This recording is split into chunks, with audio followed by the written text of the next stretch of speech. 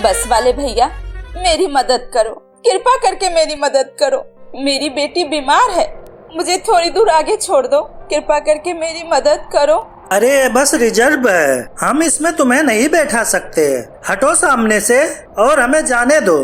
Driver के बार बार कहने के बाद भी वो औरत रोड से नहीं उठती है। अरे बैठा लो बेचारी को, इस सुनसान रास्ते में अकेले कब तक बैठी रहेगी। मोहनलाल के कहने पर बस ड्राइवर उसे बस में बैठने के लिए बोल देता है। वो झट से अपनी बेटी के साथ बस के अंदर आ जाती है।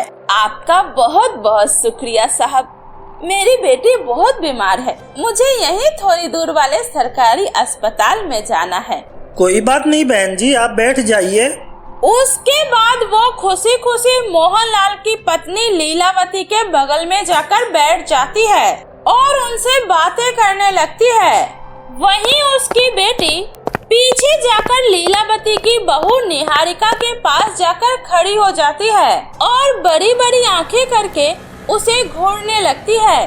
मेम साहब, आपके बाल कितने सुंदर हैं और आपके गाल ये भी कितने गोरे और मुलायम हैं।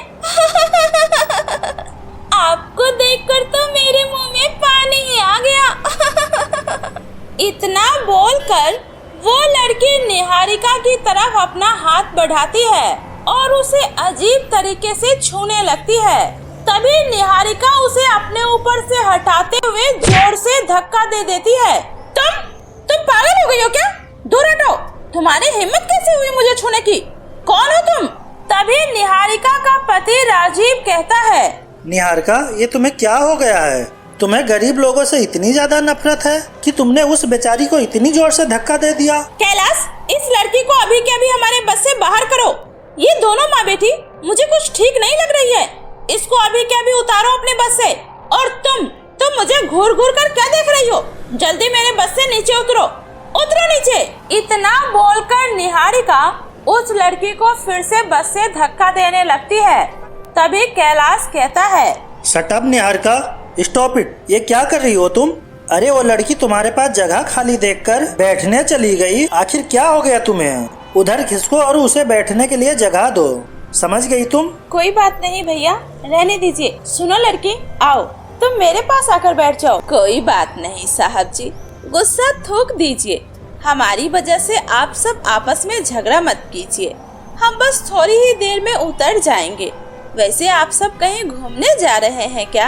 हाँ बहन जी, हम लोग नासिक घूमने के लिए जा रहे हैं और ये मेरे बेटे और बहू हैं। वे लोग इतनी बातें कर ही रहे थे कि तभी ड्राइवर अचानक से गाड़ी रोक देता है। साहब, आगे बहुत बड़ा पेड़ गिरा हुआ है, हम यहाँ से आगे नहीं जा सकते। क्या मतलब? अब हमें यहीं रुकना होगा? अजी कुछ कीजिए, हमारे साथ हमारा पूरा परिवार है और हम अपने परिवार के साथ इस सुनसान रास्ते पर कैसे रुक सकते हैं? हमें सुबह होते ही नासिक पहुंचना है। ड्राइवर भैया, कुछ भी करो, कोई और रास्ता ढूंढो, हम इस जंगल में रात नहीं गुजार सकते। मैम साहब, मैंने सब जगह पता कर लिया, यहाँ से निकलने का कोई दूसरा रास्ता नहीं है, हमें सुबह तक यहीं इंतजार करना होगा। ये सुनकर सभी लोग काफी ज्यादा परेशान हो जाते हैं। तभी वो औरत कहती है, अरे आप लोगों को नासिक जाना है ना? यहाँ से नासिक जाने का दूसरा रास्ता भी है जो जंगल के बीचों बीच जाता है। आप लोग सुबह तक आराम से नासिक पहुँच जाएंगे। ये सुनकर ड्राइवर कहता है, नहीं मैम साहब, हम जंगल के रास्ते से नहीं जा सकते हैं, उस रास्ते पर बहुत ज्यादा खतरा है। कहते हैं उस जंगल में कोई चुड़ैल रहती है जो रात के समय आने जाने वाले लोगों को अपना शिकार बनाती है, हम वहाँ से नहीं जाएंगे। खतरा तो यहाँ इस सुनसान जंगल पर रुके रहने में भी है, हम यहाँ हाथ पर हाथ धरे बैठे नहीं रह सकते हैं। इससे बेहतर होगा हम आगे बढ़ते रहे। क्यों मम्मी जी? बहू बिल्कुल ठीक कह रही है, और वैसे भी हमें क्या खतरा, हम तो अपने बस के अंदर हैं। ड्राइवर भैया, आप जंगल के रास्ते से ही चलो, सुबह तक तो पहुंच ही जाएंगे ना। अब आप लोग इतना जिद कर रहे हैं तो मैं चल रहा हूँ, लेकिन मेरी बात सभी लोग अच्छे से सुन लीजिए। ये जंगल बहुत खतरनाक है, इसलिए कोई भी अपनी सीट से बाहर का शीशा नहीं खोलेगा।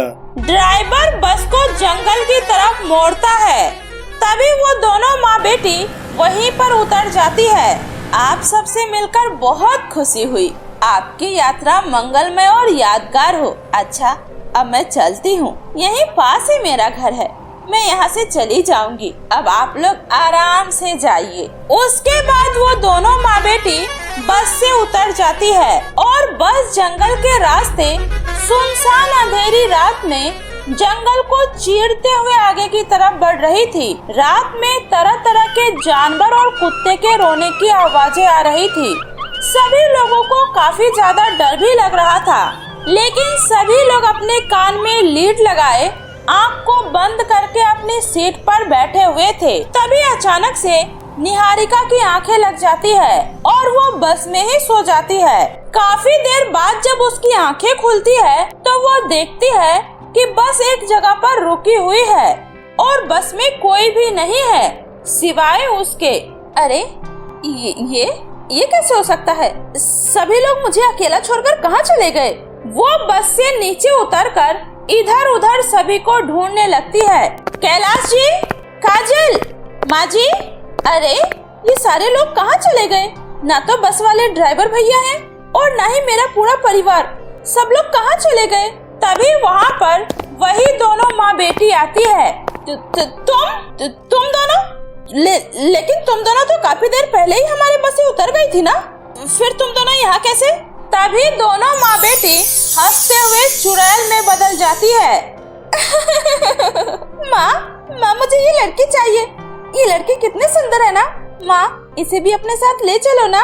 हाँ बेटी, जरूर, मैं अभी इसे अपने ग्रुप में शामिल करती हूँ। नहीं, देखो मुझे छोड़ दो। माँ जी, कैलाश जी, बचाइए, हरे कोई बचाओ। इतना बोलते हुए निहारिका वहाँ से किसी तरह से अपनी जान बचाकर भागने लगती है। पूरी शक्ति के साथ भागते रहती है। तभी अचानक से वो किसी से टकराकर गिर जाती है। अरे बहू, क्या हुआ? तुम ऐसे क्यों भाग रही हो जैसे कि तुमने अभी कोई भूत देख लिया हो? माँ जी, वो चुड़ैल वो हमें नहीं छोड़ेगी। माँ जी जल्दी यहाँ से चलिए। निहारिका, शांत हो जाओ। लगता है तुमने कोई जरूर बुरा सपना देखा है। यहाँ कोई नहीं है। हाँ बहू, होश में आओ। लगता है तुमने जरूर कोई बुरा सपना देखा है। ये देखो, सब लोग तो हमारे साथ हैं। हम सभी को यहाँ पर एक ढाबा दिखा तो हम सब यहाँ फ्रेश होने के लिए उतर गए। तुम गहरी नींद में सो रही थी, इसलिए हमने तुम्हें नहीं उठाया। अब आओ और आकर तुम भी फ्रेश हो जाओ और चाय पी लो। माँ जी, ये चाय, ये ढाबा, लेकिन माँ जी अभी तो यहाँ अंधेरे के सिवा कुछ भी नहीं था। यहाँ दूर दूर तक अंधेरा ही था, फिर ये अचानक यहाँ पर ढाबा कहाँ से आ गया? थोड़ी देर पहले मुझे यहाँ कोई भी नजर नहीं आया। निहारिका बेटा, लगता है तेरी तबीयत कुछ ठीक नहीं है। लंबे सफर की वजह से तुम्हें कुछ ज्यादा ही स्ट्रेस हो गया है। चलो आओ, चाय पी लो, सब ठीक हो जाएगा। हम लोग तुम्हारे साथ ही हैं। हाँ भाभी, अब आप भी अपने अंदर का डर निकालिए और ये लीजिए, मेरे साथ ये गर्मा गर्म चाय पीजिए। लीजिए। निहारिका डरते डरते चाय का कप उठाती है और जैसे ही वो चाय का एक सिप लगाती है, उसके कान में कुछ अजीब सी आवाज आने लगती है और वो डरते हुए चाय का कप वहीं फेंक कर बस में जाकर बैठ जाती है। लेकिन बस में पहले से ही दोनों माँ बेटी बैठी हुई उसका इंतजार कर रही होती है। चाय पी लिया? अब हमारी भी भूख मिटाओ। मेरी बेटी को बहुत जोर की भूख लगी है। नहीं मम्मी, लगता है भाभी की तबीयत कुछ ज्यादा ही खराब है। हमें अब यहाँ से निकलना चाहिए। हाँ बेटी, सुनिए जी, जल्दी से चलिए। पता नहीं बहू को क्या हुआ है।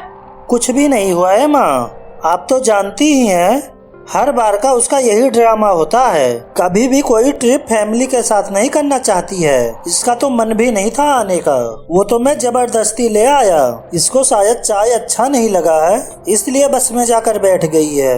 वे लोग इतना बोल ही रहे थे कि तभी निहारिका बस के छत पर चढ़ जाती है और अजीब सी आवाज में कहती है, किसी को नहीं छोड़ूंगी, किसी को नहीं। तुम सब के सब मारे जाओगे, सब के सब मरोगे। कोई भी नहीं बचेगा, कोई भी नहीं। बहू, ये तो क्या कर रही है? होश में आ। आखिर तुम्हें ये क्या हो गया है बहू? निहारिका नीचे उतरो, ये क्या पागलपन है? निहारिका सुन रही हो ना? निहारिका? कौन निहारिका? मैं निहारिका नहीं बल्कि नैना हूँ। निहारिका तो कब का मेरा शिकार बन चुकी है। उसने मुझे धक्का देकर अच्छा नहीं किया, उसे उसी की सजा मिली है। अब तुम सबकी बारी है, किसी को नहीं छोड़ूंगी, किसी को नहीं। अरे बहू, ये तुझे क्या हो गया है? माँ, ये भाभी नहीं है। जल्दी यहाँ से चलिए, जल्दी कुछ करिए, जल्दी चलिए माँ। उसके बाद वे लोग वहाँ से भागने लगते हैं। भाग कर कहाँ जाओगे? ये मेरा इलाका है। वे लोग भाग ही रहे थे, तभी वहाँ पर पहले वाली वो औरत आ जाती है।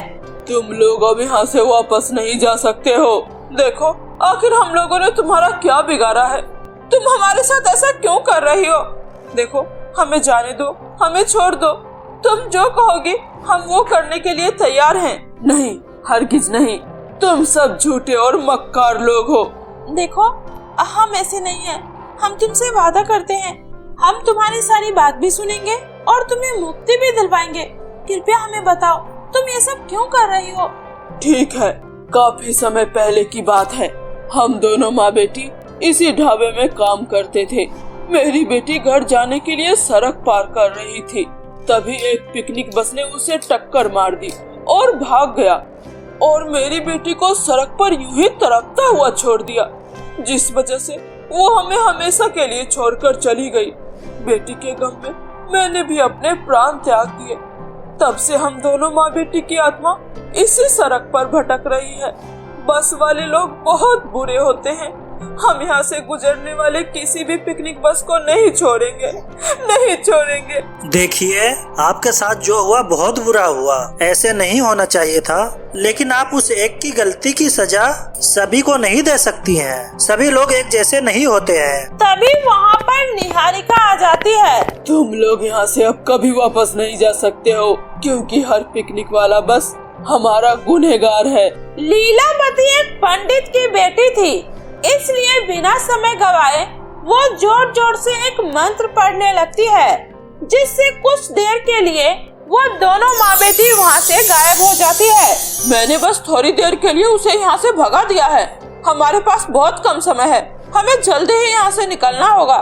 उसके बाद सभी लोग बस में बैठ जाते हैं और ड्राइवर तेजी से बस भगाता है। कुछ ही देर में वे लोग जंगल से बाहर निकल जाते हैं। तब तक सुबह भी हो जाती है। वो सभी सही सलामत थे, लेकिन इस घटना में उन्होंने अपनी बहू को हमेशा हमेशा के लिए खो दिया।